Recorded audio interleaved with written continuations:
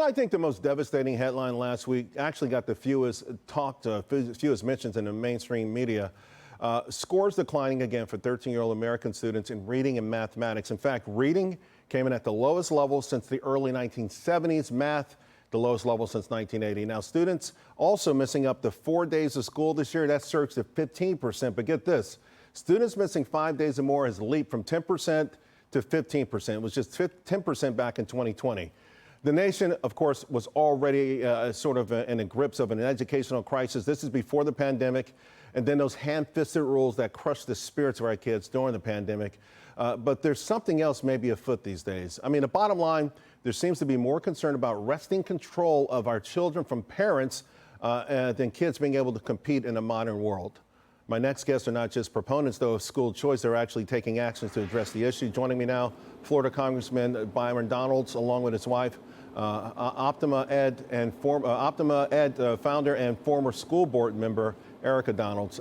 Want to thank you both very much for coming on, and I'd love to start with you, Erika, because you were a former school board member, then you started Optima Academy. So what did you see inside the system, so to speak, that sparked that decision?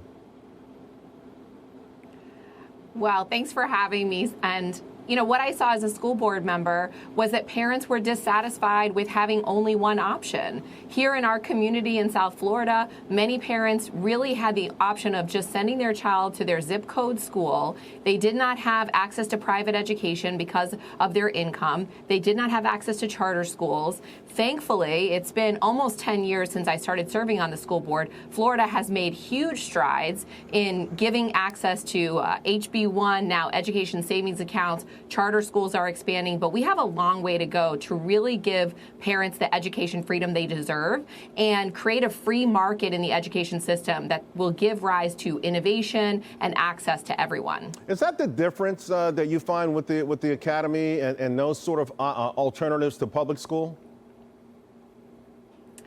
There is a huge difference. We espouse classical education. I think every family should make the choice that's best for their children, best for their lifestyle. But Optima Academy Online will bring a classical education to students for free wherever they are in the state of Florida and now in the state of Arizona and expanding to other states. But that's what parents are looking for. They're looking for a back to basics, traditional education that doesn't follow educational fads, but most importantly, that doesn't teach values that are contrary to what they're teaching at home and not political beliefs or gender ideology. Parents don't want that. Whether they're on the left or the right, they want to teach those things at home. They want schools to do their jobs. And I think to your earlier points about our reading scores, schools are distracted by these political and ideological views. Yeah, I like what you call educational fads. I looked at some old tests they used to give back like 60, 70, 80 years ago. I wonder if kids could pass those.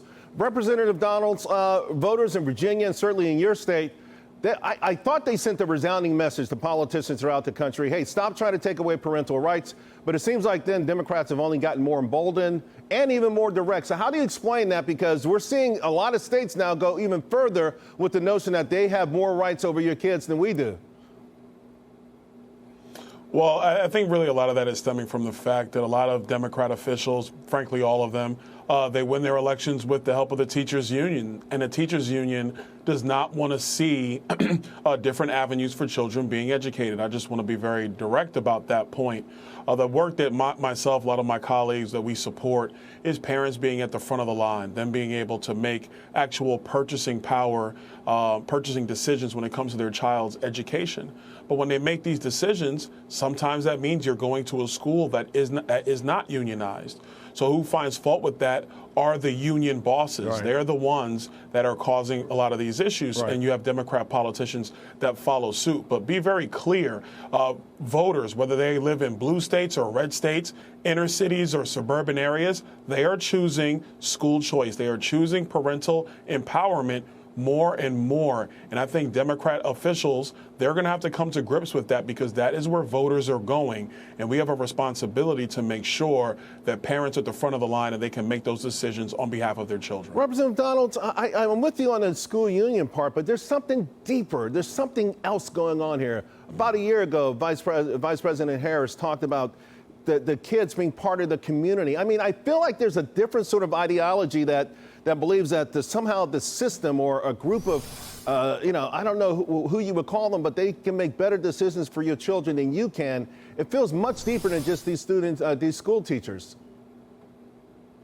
Well, I think that is at the core of the Democrat Party as it exists today.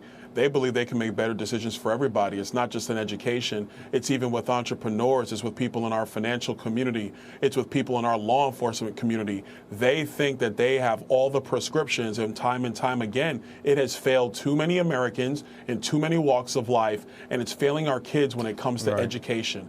When you lock kids out of schools for 2 years and wonder why they're falling behind, make no mistake about it, it's because it's of terrible public health policy that the Democrat Party followed lock, stock, and barrel. So what we need to get back is the simple common sense. We got to put parents at the front of the line, and people need to understand that by and large, Democrat policy is policy where they are going to make the decisions, and you have to wait for them to decide about what your choices really are. And that's simply not good enough for the American people. I don't have much time, maybe less than a minute, but Erika, I got to ask you, something else stood out in this report. 14% of students reported that they read for fun on their own time.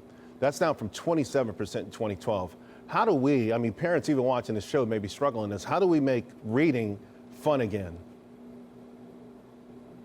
Well, it does start in school, because what type of reading has been taught in school has not worked. It is not working for students to read for recreation or for knowledge. We're seeing that across the board with scores.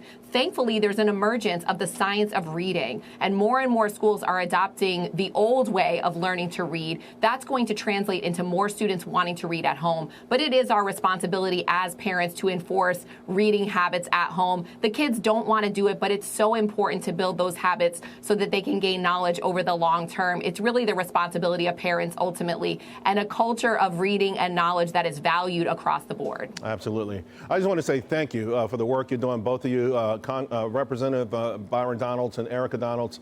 Fantastic. Keep at it. We appreciate it. Thank you. Thank you. Thank you.